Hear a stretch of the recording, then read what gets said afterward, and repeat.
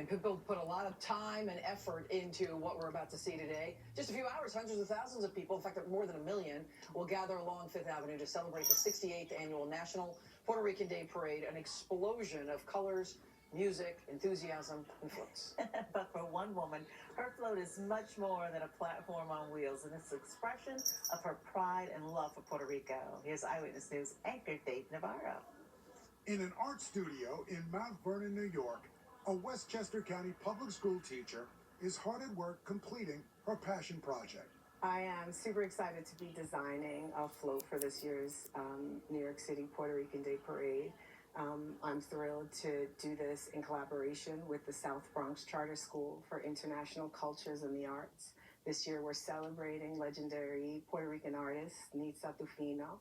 And so our float is really a celebration of cultural richness. This is the second year Emlyn has designed a float for the parade. This year our float symbolizes a bridge connecting our past to our present, connecting our elders to our youth, and being able to preserve the tradition while at the same time embracing sort of this transformative energy that our young people are giving us. And so it's going to have a little bit of the New York City grit. All of that New York City grit displayed on a float that Emlyn views as a gigantic, almost moving sculpture with a 30-foot space to install several paintings.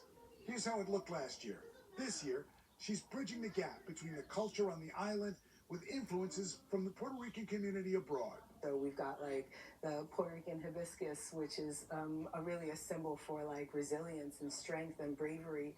And then you have the coquille, and you have a little bit of graffiti elements that we sort of kind of use to transform into this like New York gritty vibe.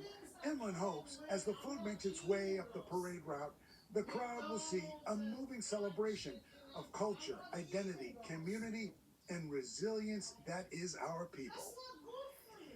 David Navarro, Joe Torres, Kimberly Richardson, and The View's Sunny Hostin will lead our coverage of the National Puerto Rican Day Parade. It begins at noon, right here on Channel 7 and wherever you stream ABC 7NY. And before the parade steps off, check out a special parade edition of Tiempo 11:30 with Joe Torres, talking to all these scholars who received scholarships too, talking about the education. Smart kids. All right, still coming Eyewitness News and ABC News exclusive. Martha Raddatz goes one-on-one with the president of Ukraine about the country's latest attacks on Russia and how they were designed to send a message.